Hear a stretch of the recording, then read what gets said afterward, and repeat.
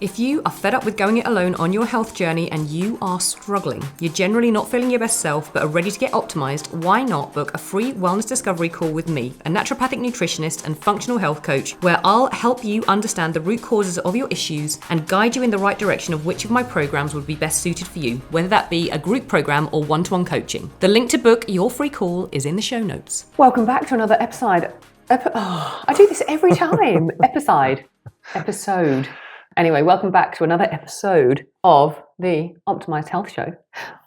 Look at us. Branded. No, we don't have the TV behind us. We were like, we better step up and actually get some clothing. But Benjamin decided he'd like to change the logo after we'd finalised the logo. So now mine's it's pretty much the same. We've been away. We have. We've been to Tampaland. Our new home. Our nearly new home. We've decided where we want to live. Of course, it's above the budget that we set. Always. Well, yeah. Yes. That's where we want to live, yes. We looked at several apartments, didn't we? We did. Looked at different areas. We decided that we want to live where we didn't think we were going to live. That's right, isn't it? Pretty much. Channelside, yeah, it's called. So we'd never really been to Channelside before. We'd been and always stayed around Hyde Park Village area. So we assumed we wanted to live in Hyde Park Village because it is beautiful. And then we were like, let's do a bit of a recce. So stayed in Channelside in the most epic Airbnb, the first one, wasn't it? The best kitchen I have ever seen in an Airbnb. Like a fridge that sang songs to you and you could see what was in it. Smart fridge. With a window in it. It was pretty cool. It was very Instagrammable, wasn't it? It was beautiful. Yeah. A tap that you didn't have to touch. Very industrial. Yeah. The tap, you just put your hand over it and it turned on. You loved that, didn't you? I absolutely loved that. They're never touching a tap again. No. I mean, I don't know why that's great, but it is. No dirty hands on a tap. So yeah, we stayed in Channelside. We absolutely fell in love with it. Really cool. Lots to do. Beautiful walks, which is important to us. Overlooking the river. And we loved it. So we decided Channelside or Harbour Island was the one for us. And then we toured some apartments. Lots were... 5 different apartments. One was really bad. Yeah. A couple were really good. Yeah. The one we want to live in, though, we didn't even tour, which is ridiculous. No, we looked at it a lot. We just assumed it was out of budget. Which it was. But now I've come back and thought, fuck it, let's just change the budget. Yeah, the budget's gone up. And this is what happens with us. This is what happened when we lived in Ibiza. The budget got extended. Let's just up the budget. To the point where it was like, are we actually paying that per month? My philosophy is if you set a target, you'll find a way and you'll hit it. It's a different world there, isn't it? It's like just easy, like it was in Ibiza, just easy to make friends, I think. Especially being British. Because everyone wonders why we're there. Yeah. Love the accent, don't they? Yeah, they do. So that's an update on the laws, what's happening in life. Let's crack on with the topic at hand. Which is? Today we want to talk about histamine, the joy of histamine, something that a lot of people don't really know a lot about because they just think about hay fever and allergies and histamine being part of that, but it's actually so much more than that. And a lot of people could be struggling with histamine reactions without actually knowing that, especially females, because a lot of the symptoms overlap with kind of hormonal imbalances, perimenopause, menopause, that women think, oh, this is perimenopause. And I'm like, is it? Or is it histamine issues that you're dealing with? And there's a big link between histamine and your hormones as well, which we will cover because hugely important to know how they interact with each other. So, histamine, what is it? Do you know? You tell me. I will tell you. It is a cell signaling molecule. So basically, it's like think of it like a text message in your body. So it's a text messaging system that kind of sends signals around the body, alerting it to threats. It helps with digestion, helps with brain activity, and also influences hormone balance.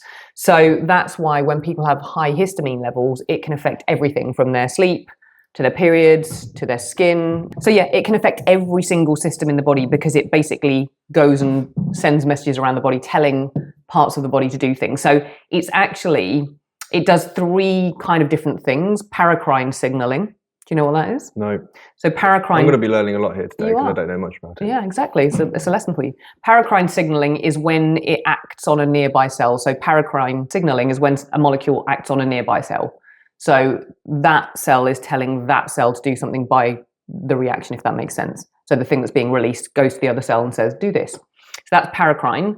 So histamine is released from mast cells, and it will then go and travel and tell other cells to do things. Autocrine signaling. So it acts on the same, so it's something that acts on the same cell that it's released from. So that cell releases histamine, and that histamine reacts on that cell that's just released it to tell that cell to do something. So it's kind of like, the way I like to think of it is, when you tell yourself something in your head, it's kind of like that. You're saying a thought, but you're saying it internally to make you do something. Right. So that's kind of what autocrine is. And it's also, it works as a neurotransmitter. So it basically is involved in like wakefulness, appetite, learning, mood, key neurotransmitter, you see? So with anything like this, hormones, neurotransmitters, signaling molecules, they have to basically bind to receptors. So on our cells, we have receptor sites for all different things. So hormones, etc. And this is why sometimes people put hormone into a body and they're like, it's doing nothing, I don't feel any difference, or I just am getting puffy and inflamed. And I'm like, well, if you're inflamed already and you put hormone into an inflamed body, it's only going to make more of that situation, because basically the receptor sites are downregulated, or the receptor sites are blocked with inflammation. And so it's like the molecule can't dock onto the receptor site to make the cell do that job it's meant to do. It binds to a receptor site, and then that elicits a certain response in the body. So an example of that would be, think of it like a little text message that's being sent to your digestive tract that's saying, make more stomach acid. It's just shouting like, make more stomach acid over there. Binds on the receptor site, makes you produce more stomach acid. Estrogen helps create estrogen. So yeah, it does lots of different things, which is good. It's really important. We need it. We need that immune response because it helps trigger inflammation against pathogens and stuff like that. We need it to be awake and alert. We need it for sleep-wake cycles. We need it for stomach acid production. We need it. So it's not a bad thing. And this is like anything. People, label certain things as good or bad. For example, histamine's bad or inflammation is bad. And it's like, well, no, they're all necessary processes, but it's about the duration and the amount. So the same with histamine. It's great when it's balanced. However, when it's not, that's when the issues come. When you have too much histamine, you start to run into the shitstorm, basically. And it can, the symptoms that can come from too much histamine are crazy, and things you would probably never even think of. So we have different histamine receptors in different parts of the body. We've got H1, H2, H3, and H4 receptors all around the body. So we've got certain ones, for example, H1, not that anyone really cares where they are, but I'm going to tell you. H1 receptors are in the brain, uterus, blood vessels, skin, lungs. So the effect from that is allergic responses, anxiety, uterine contractions, blood vessel dilation. H2 receptors in the stomach lining and the heart. So increases stomach acid, can be good, can also be bad if there's too much going on, and it affects your heart rate. H3 receptors are in the brain and the nervous system, so that regulates histamine even more and neurotransmitter release. And then H4 receptors are in immune cells, so things like mast cells, white blood cells, and they're involved in inflammation and immune regulation. So some of the weird and wonderful symptoms, and this is interesting because we were talking about this the other day, and I said to you, I wonder if it's histamine related, because you get what we call the wheeze, don't you? So kind of like frequent urination, like an overactive bladder, and you've had it for years and it comes and goes, and it doesn't seem to have any rhyme or reason. We thought it might be stress related, but then that doesn't seem to correlate either. It's weird. Different foods. Yeah, and so you've done different diets and you've done different things, and it's definitely not like an infection. So we've always been like, what the hell is it? And then I was like, maybe it's a histamine response. But then it's looking at why is histamine where it's at, because histamine can be driven up by certain things. Mold, yeah. Well, that's the problem. Mold will drive histamine up. And then the histamine is what is then the signaling molecule that could then be driving an overactive bladder. So too much histamine. Some of the symptoms you might notice, asthma, shortness of breath, sinusitis, wheezing, so kind of think more like lung-based stuff. PMS, PMDD, they are both histamine-driven, heavy periods, menstrual pain. And again, it's so related to hormones because I'll touch a bit more on this in a minute, but yeah, there's a big correlation between estrogen and histamine. So when estrogen is in excess, that can drive histamine up even more. Muscle pain, fibromyalgia, bone pain, headaches, migraines, vertigo, brain fog, mood dysregulation, anxiety, tinnitus, which you've also had.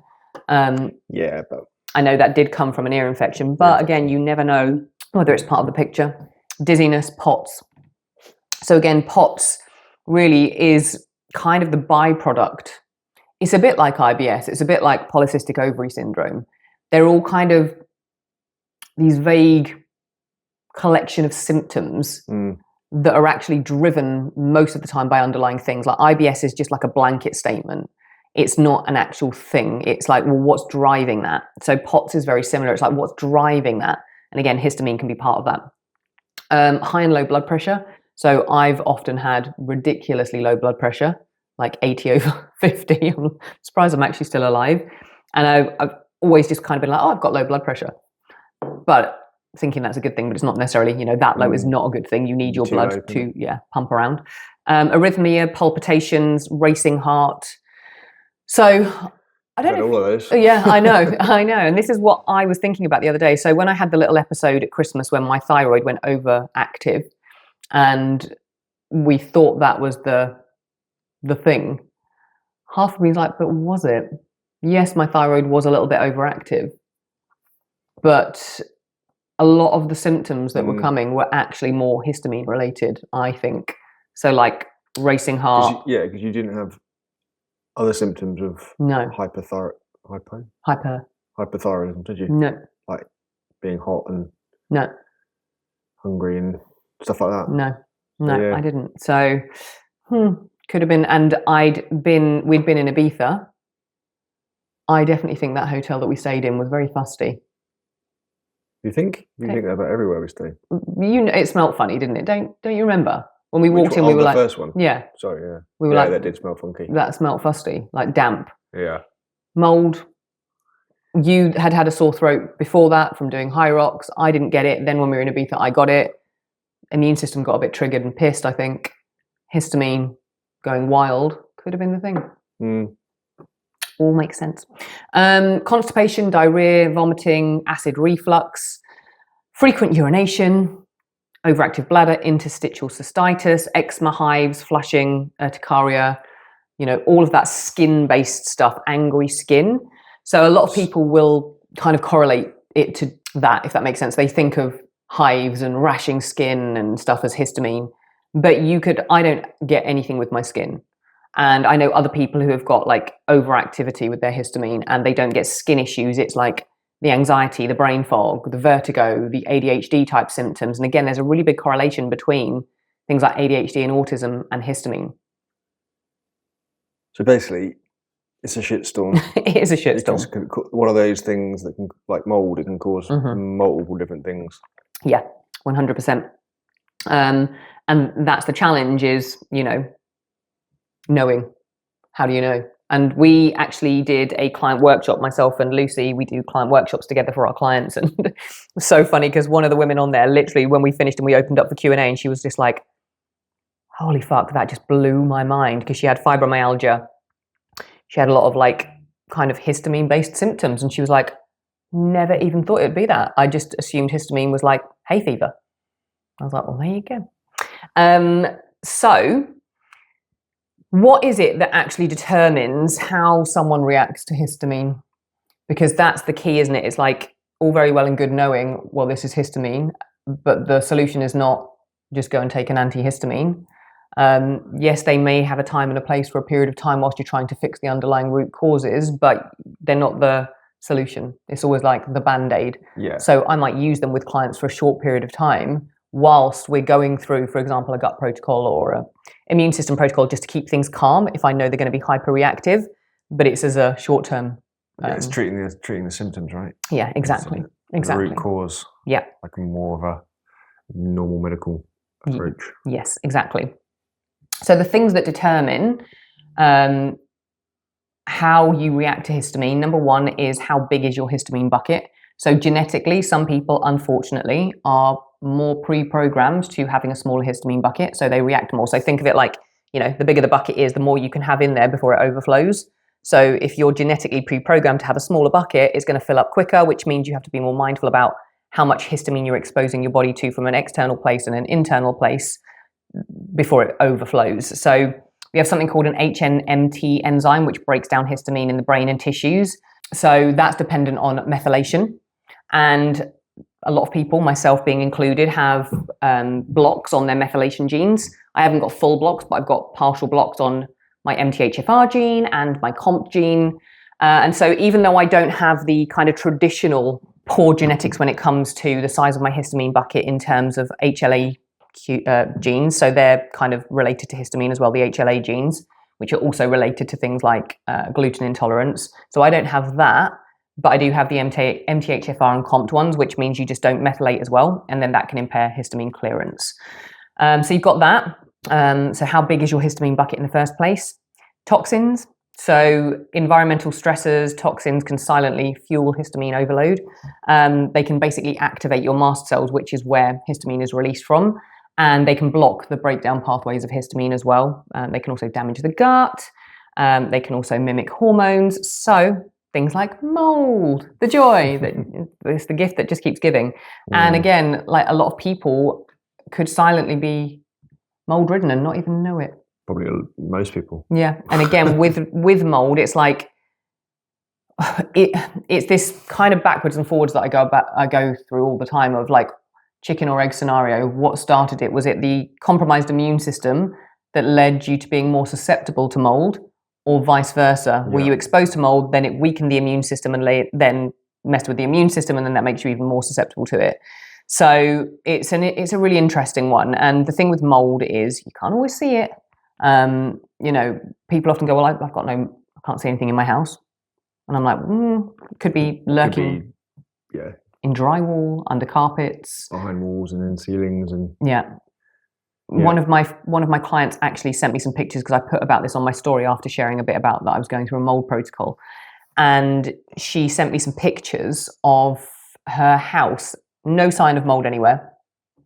She moved out and I think they ripped out the bathroom, and under the bath, completely black with black mold.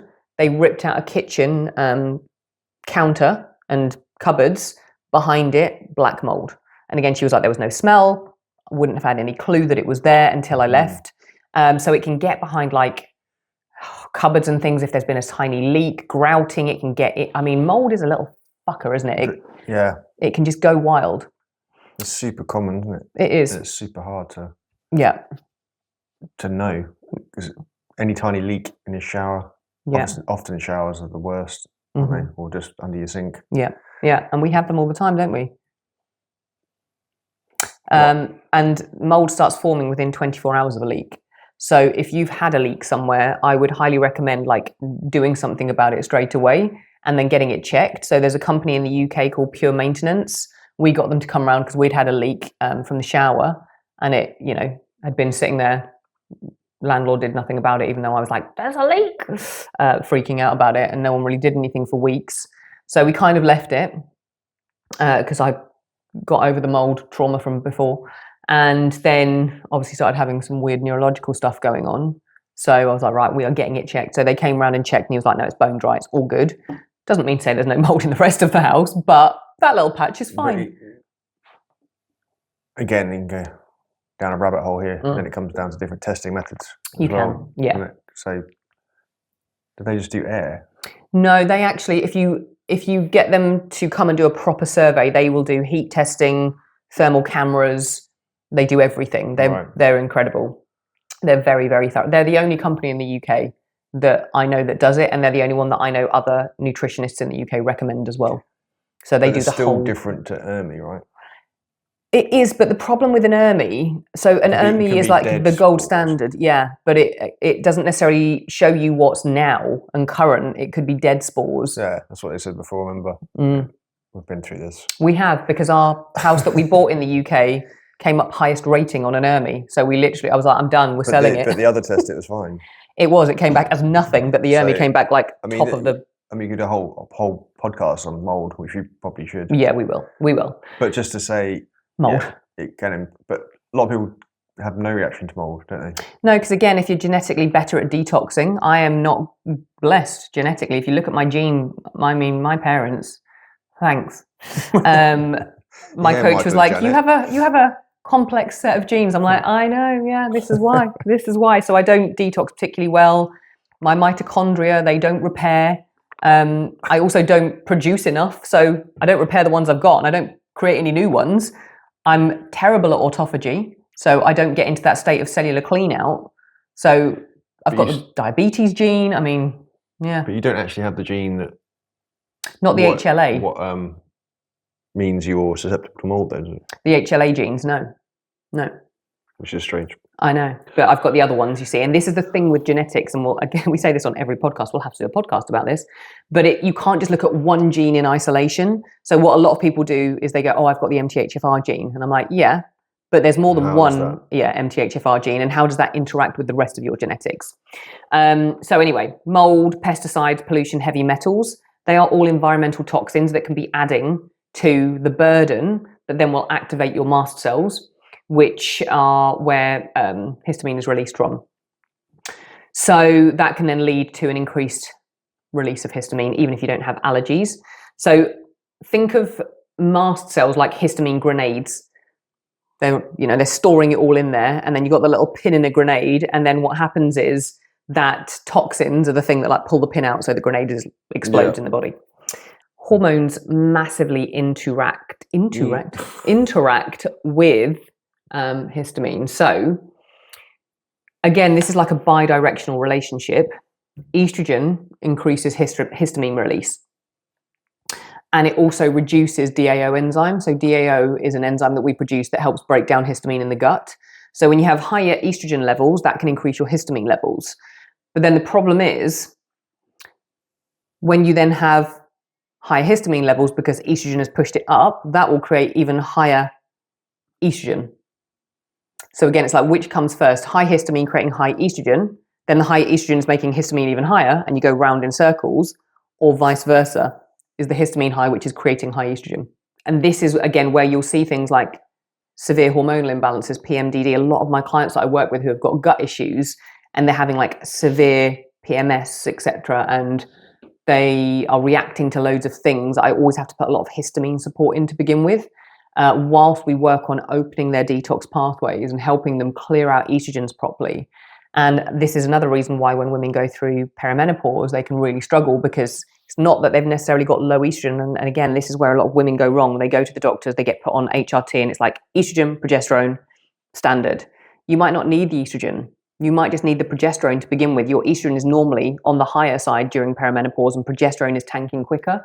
So adding more in, you're going to drive histamine up even higher. That higher histamine is then going to drive estrogen up even more, and then you've got even more of an imbalance between these two and feel like crap. And if you're not metabolizing it and breaking it down properly, because you've got sluggish detox pathways, then you're basically screwed. So you have to make sure, and this is why I go back to this all the time with hormones, you've got to make sure that you are metabolizing hormones, you are detoxing well, your gut is in a good place before you start adding hormones in. So if you notice around ovulation that things get worse, that can be a surefire sign. If you have a lot of anxiety, insomnia, skin issues with no real cause, then again, it could be this estrogen histamine kind of scenario. And progesterone calms histamine down, it stabilizes mast cells. So again, if you've got low progesterone, which can happen in perimenopause, that's the first one normally for a lot of women to decline, then you'll notice more histamine style reactions, but also high stress, under eating, overtraining, they can all tank your progesterone even quicker. So it's not always just go and add a hormone in. Yes, in our 40s, it might be more necessary, but this is why I'm a big fan of like testing and then starting slow and low and going, well, what do you need first? Is it just the progesterone you need first? Then is it maybe testosterone that's going to be better for you rather than estrogen first? So there's lots of things that get missed basically, and it makes me a little bit sad for a lot of women. The Optimized Health Show is brought to you by Love Life Supplements. If you're looking for clean, effective, high-quality supplements that are thoroughly tested and GMP certified, head over to lovelifesupplements.co.uk and use the code BEN10 for 10% off your entire order. Gut health. Everything comes back to gut health. So the state of your gut massively impacts your histamine breakdown and histamine release. There are certain bacteria in the gut that produce histamine. So if you have an overgrowth of those bacteria, that can make you create more histamine internally. What bacteria? So Lactobacillus casei and Morganella morganii. Remember those two? Morganella. I've heard of casei, but not Morganella morganii. Morganella morganii. I mean, the names that whoever named these is a crazy person. And again, this is why the wonderful world of probiotics can be challenging and annoying. It drives me mad because it's so complex. Yeah, right? Yeah. It's you probably see this all the time. People probably say, like, take a probiotic. Yeah. That's like saying, I don't know what it's eat like saying. food. Yeah, it's eat healthy food or something. Yeah. It's just so varied, isn't it? Yeah. They do so many different things. And you probably see this, obviously, being in the supplement industry. You know, you have customers, I'm sure, who reach out asking questions about, you know, what to take. And I'm experiencing this. Should I take a probiotic? Yeah. And it's like, I don't know. That's why it's so complex. Yeah. In the supplement world. That's why I want to bring in more testing to the what we offer, because you can't just say, take a probiotic. You can make it worse, right? Yeah, absolutely. If you're fueling those histamine-releasing bacteria with the wrong types of probiotic and feeding them, you're going to add fuel into an inferno. That's not ideal. When the gut lining is damaged, which again can happen when there's issues going on within the gut bacteria, when you're eating the wrong kinds of foods all the time, when you've got a high stress load, that can lead to more immune activation as well, more mast cell degranulation. That's basically where they, the grenades drop and let the histamine out, and that will release more histamine. So when I went through my whole 3-year 2020 long COVID fun, I would wake up, wouldn't I, with like the puffiest eyes. And I was like, what the freaking hell is this? Like, I was puffy a lot, but my eyes in particular, and it was so unpredictable. One day to the next, I'd be like, well, what have I done differently? Today I've got puffy eyes. Yesterday I didn't. Like, what is that? And again, it's because my immune system was so activated that tiny little things could just be setting it off and then driving that histamine up, and that would create like that puffiness and brain fog and basically not make me feel very good. There are some more kind of triggering foods. If you are someone who is more sensitive to histamine, you already create too much, that are seemingly healthy. And this is, again, something to consider. If you're someone who reacts to healthy foods like tomatoes, avocados, strawberries, fermented foods like sauerkraut, kimchi, if you're reacting to those, it's probably because they actually have histamine in them. Right? Yeah. So some are histamine liberators and some trigger the release of histamine. So things like tomatoes, citrus, strawberries, they're histamine liberators, as is coffee and cacao. Yeah. And I was drinking a lot of coffee decaf, but a lot of coffee in Tampa, which could, again, be mold-ridden, because a lot are. And that's why I don't drink moldy coffee anymore. They're liberators. Mm-hmm. Yep, so they trigger the release of histamine, and then other foods are high in histamine. Like aged cheeses and fermented stuff. Yeah, and food that you've pre-prepped.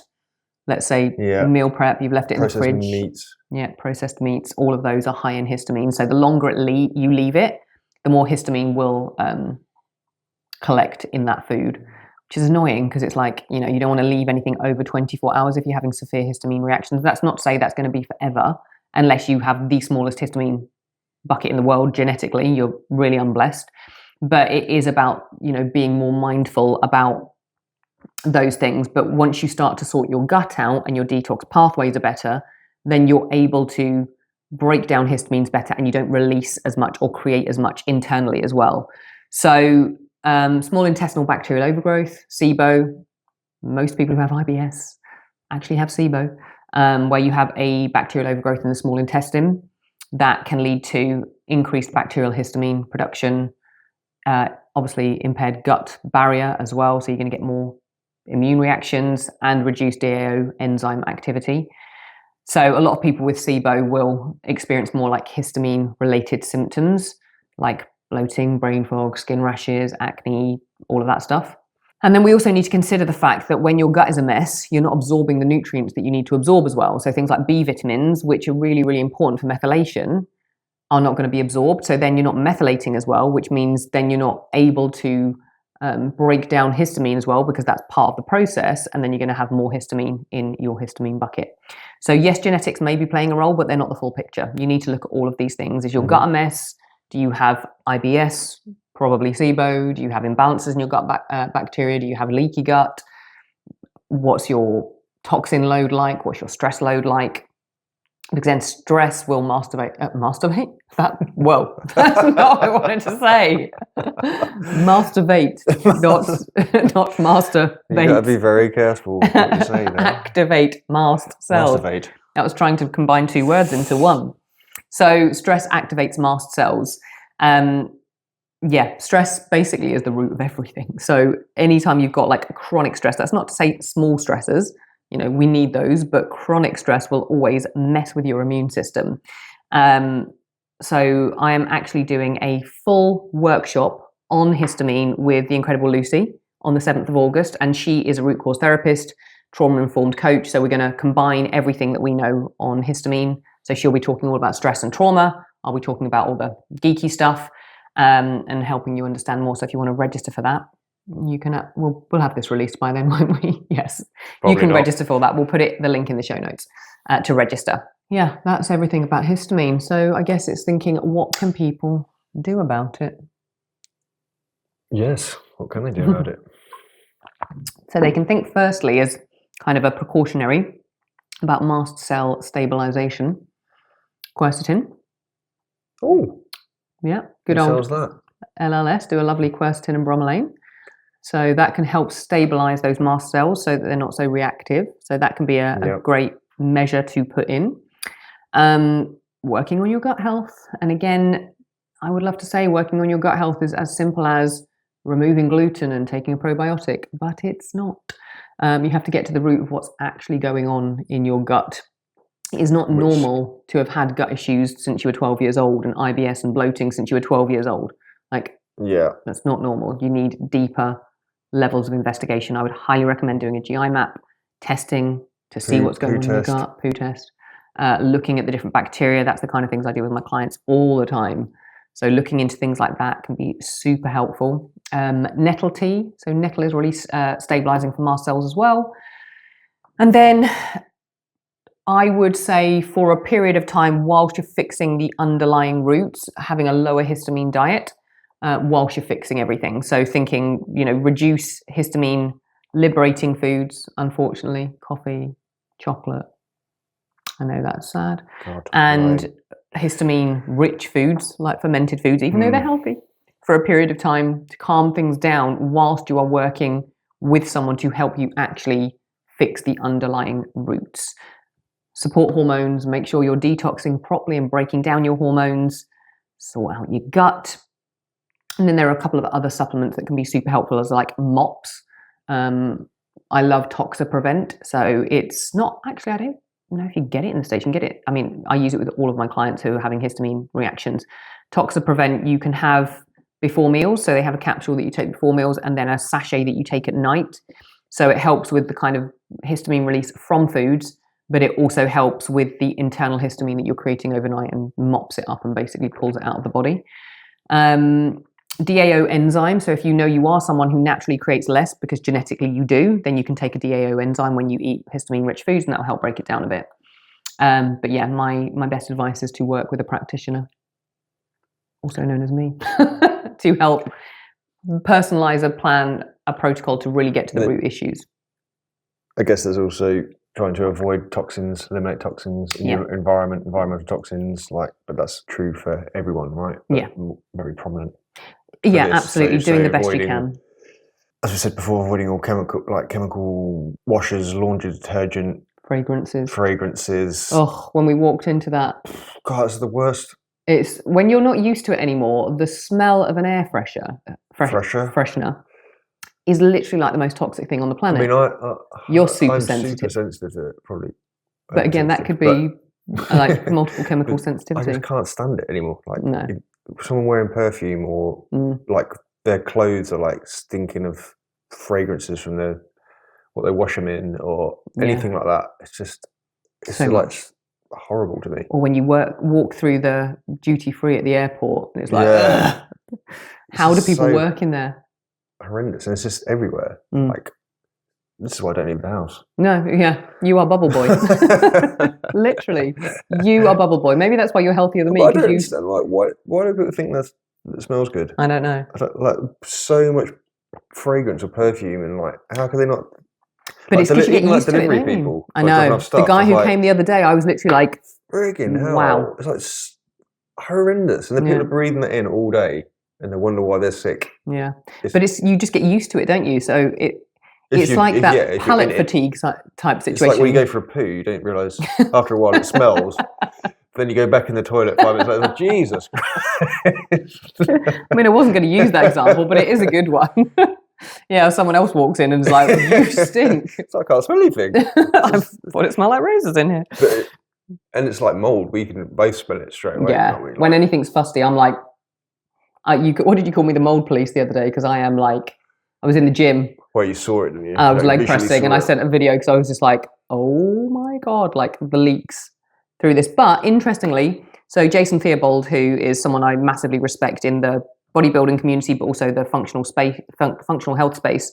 And he's been through a real journey over the last 6 months with recurrent shingles. Sound familiar? And some immune system dysregulation. And he was saying he's discovered he's got mold, mycotoxins, and his gym that he trained in 5 days a week was moldy. And, he was in there regularly, training, sweating, breathing. Yeah, breathing heavy. Yeah, that's going to be an exposure that you don't really want. So it's not ideal. Yeah, this is where it gets tricky, right? Yeah. Unless you're like me, wrap yourself in bubble. Yeah.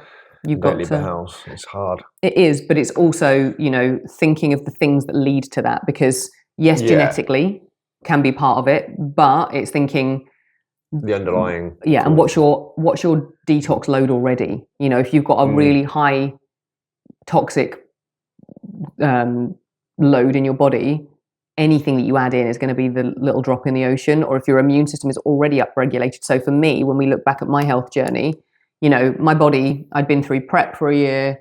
I was training hard. I felt fine, but then I pushed my body a little bit too hard. It became a bit overreactive in my immune system. My hormones were low. It was the perfect combination of things and with bad genetics. Then we went to Ibiza and you got even worse. Yeah. But Spain in general is mouldy, terrible with this kind of environmental toxins. Everything's chemical based, isn't it? And I think they spray that caterpillar stuff to get rid of the caterpillars, literally planes helicopters going over, spraying chemicals everywhere. It's just, it's not ideal. Not ideal. Bad. So it's always thinking, about not being scared of living. We have to live. Yeah. But doing the best you can. So what is within your control and what is out of your control. So what I think in control, not having blooming air fresheners in the house and, hangy things in the car and all that shit, and washing your clothes in perfume stuff. There should be a ban on fragrance. Yeah, we don't use any fragrance, anything. You can get there's great ones now. Eco stuff, and you can find it on Amazon. Just put fragrance-free washing powder, chemical-free. Skincare as well. Yeah. You can get it all now. It's so good. Yeah, exactly. Making sure you're detoxing well, using, the things that support your liver, not overloading your liver with a load of shit. And we spoke about air purifiers like the Air Doctor and the Jasper. Yeah. You can get that in the UK, but yeah, they're great for HEPA air filters. Just helping your environmental load be lower in your household. Supporting your detox pathways with the right nutrients. Your liver needs a lot of nutrients, choline, B vitamins, amino acids, loads of different nutrients to work sufficiently and have all 3 phases working. Make sure you're pooping daily. You need to be going to the bathroom because otherwise you're not getting rid of anything. Hydration, they're all key fundamentals, steps. Right? Yeah. The fundamentals are the fundamentals for a reason. Yeah. They apply to everything. Yeah, exactly. So that should be your baseline. Yeah. And then everything else is an addition. So you've got to nail the fundamentals first, then work on the rest. But start with that. And if you're having severe histamine reactions and that feels like maybe you didn't know that they were histamine reactions and now you're like, oh shit, that probably is histamine, or it could be histamine, yeah, I'd highly recommend working with a practitioner. Or someone else if it's not me. And buying my supplements, that's what we're trying to say here. Buy quercetin and work with me. No, working with someone to help you get to the root, because we don't know what we don't know. And we all have, like I, as a coach, have a coach. We all have blind spots. It's hard to be subjective with yourself. You start second guessing everything, questioning everything you're doing. You could have this for years and years and years. You just accept it as part of your, you think this is how I am. Yeah. Like I have brain fog. Yeah. I feel shitty a lot of the time. Don't It's just me, but it could be something like this. Well, exactly. And the same with anxiety and depression. You know, it's like, oh, I'm just an anxious person. But are you? Are you? Were you born an anxious person? Or is there something driving that? And it's not always, yes, the mental emotional part is a huge part that we need to consider, but is it a physical part as well? And is it the combination of the two that's actually driving a lot of what's going on for you? So if you'd like to attend our histamine workshop, the link is in the show notes to sign up. If you have enjoyed this podcast, please leave us a 5-star review. Please share with someone. Only 5-star reviews are allowed. Only 5-star. Share, spread the message so we can get the message out to more and more people. And we will see you in the next episode. In 7 months' time. Of the Optimized Health Show. 1 a month. That's that would be doing well. Over and out from us. That's it. That's Cheers. Bye. Bye.